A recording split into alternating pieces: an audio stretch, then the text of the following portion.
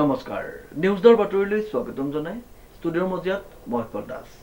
চাহক আজিৰ বাতৰি যোৰহাটৰ হিন্দুস্তানী পঞ্চায়তী ঠাকুৰবাৰীৰ মন্দিৰৰ প্ৰাংগণত 9 দিনীয়া কাৰ্যসূচীৰে সংগীতময় শ্ৰীৰাম কথা অনুষ্ঠিত নিউজৰ ৰিপৰ্ট যোৰহাট হিন্দুস্তানী পঞ্চায়তী ঠাকুৰবাৰী মন্দিৰৰ প্ৰাংগণত 9 দিনীয়া কাৰ্যসূচীৰে সংগীতময় শ্ৰীৰাম কথা পাঠৰ শুভাৰম্ভ 15 জুলাই বুধবাৰৰ পৰা আৰম্ভ হোৱা এই শ্ৰীৰাম কথা প্ৰতিদিনে বিয়লি 3 বজাৰ পৰা সন্ধিয়া 6 বজালৈ অনুষ্ঠিত হ'ব বুলি জানিবলৈ দিয়ে উদ্যোক্তাসকলে 23 জুলাই বৃহস্পতিবাৰে সামৰণি পৰিব বুলি উদ্যোক্তাসকলে জানিবলৈ দিয়ে 15 জুলাই পুৱা শুভাৰম্ভণি অনুষ্ঠানত মহিলাসকলক ভোগদৈ জনতা ঘাটৰ পৰা কলহত পানী মন্দিৰলৈ অনা শুভাৰম্ভণি অনুষ্ঠানত ভাৰতীয় জনতা পাৰ্টিৰ যোৰহাট জিলাৰ সভাপতি শান্তনু পূজাৰীয়ে অংশগ্ৰহণ কৰে 15 জুলাই দিনা শ্ৰীৰাম কথা মাহাত্ম্য ও সতীৰ চৰিত্ৰ পাঠ 16 জুলাই দিনা শিৱ পাৰ্বতী বিবাহ 17 জুলাই দিনা শ্ৰীৰাম জন্ম 18 জুলাই দিনা অহিলা উদ্ধাৰ 19 জুলাই দিনা যজ্ঞ আৰু বিবাহ পাঠ অনুষ্ঠিত হয় অন্যহাতে 20 জুলাই দিনা ৰাম বনবাস ও কেৱল প্ৰসংগ 21 জুলাই দিনা ভৰত চৰিত্ৰ 22 জুলাই দিনা কৃদ্ধৰাজ সবৰী ও শ্ৰী হনুমান চৰিত্ৰ পাঠ 23 জুলাই দিনা ৰাৱণ উদ্ধাৰ শ্ৰী ৰাম ৰাজ্যাভিষেক কথাৰে সামৰণি পৰিব বুলি উদ্যোক্তাসকলে জানিবলৈ দিয়ে 9 দিনীয়া কাৰ্যসূচীত যোৰহাটবাসীৰ সহায় সহযোগিতা কামনা কৰিছে হিন্দুস্তানী পঞ্চায়তী ঠাকুৰবাৰী ও কালী মন্দিৰ সমিতিৰ উদ্যোক্তাসকলে 9 দিনীয়া কাৰ্যসূচীৰে আমি এই ৰাম পাঠ আয়োজন কৰা হৈছে হিন্দুস্তানী পঞ্চায়তী ঠাকুৰবাৰীৰ প্ৰাংগণত ৰাম কথাৰ পাঠ অযোধ্যাৰ শ্ৰী নীৰজ ভূঞাৰ দ্বাৰা পাঠ কৰা হ'ব 15 তাৰিখৰ পৰা 23 তাৰিখলৈকে চলা এই পাঠটো 9 দিনৰ হ'ব প্ৰতিদিন আমাৰ 9 দিনৰ পাঠ থাকিব আৰু সেই পাঠটো আপোনাৰ সন্ধিয়া 3টাৰ পৰা সন্ধিয়া 6টালৈ হ'ব সন্ধিয়া 6টাৰ পিছত পাঠৰ আৰতি হ'ব তাৰপিছত যিকেইটা ৰাইজ আমাৰ থাকে মানে ভক্তসকলক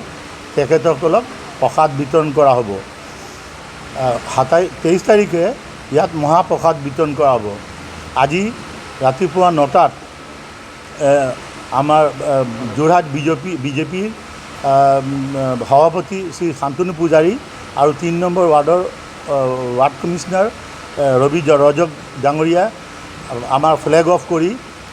কলক যাত্ৰাৰ ভোগদৈ জনতা ঘাটৰ পৰা আমাৰ ইয়ালৈ কৰে ফ্লেগ অফ কৰি আমাৰ দিয়ে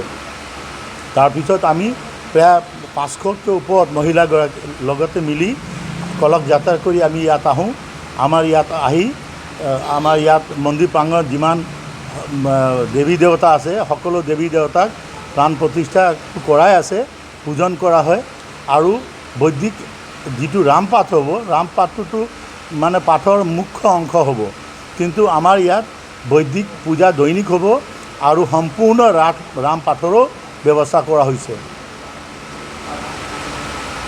আপোনাৰ 15 তাৰিখৰ পৰা চলা 23 তাৰিখে সামৰণি পৰিব আৰু বিশেষটো আজি কলক যাত্ৰা আছিলে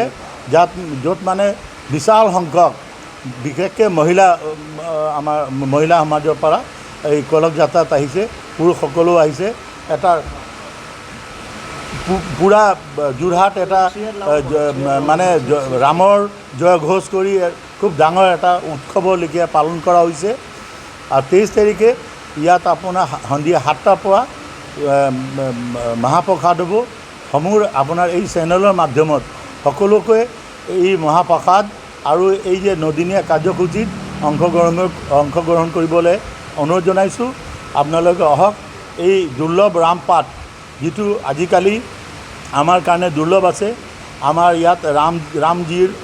মৰ্যাদা পুৰুষোত্তম ৰামৰ বিষয়ত অযোধ্যাৰ পৰা অহা নীৰজ ভূঞা তেওঁ ক'ব আৰু তেওঁ বিভিন্ন চৰিত্ৰৰ পাঠ কৰিব যিটো আজিকালি এই যুগত আমাৰ অতি প্ৰয়োজনীয় হৈ পৰিছে আমাৰ ওচৰত সময় নাই কাম কৰিবৰ কাৰণে আমাৰ নিজৰ পিছৰ জেনেৰেশ্যনক আমি একো শিক্ষা দিব পৰা নাই কিন্তু এই ৰাম পাঠৰ যোগেদি এটা পৰিৱেশ সৃষ্টি কৰিব বিচাৰিছোঁ যিটো আমাৰ পুৰণা এটা যিটো আমাৰ ঐতিহ্য আছে আমাৰ সনাতনিক ঐতিহ্যৰ আকৌ উভতাই নিয়া আৰু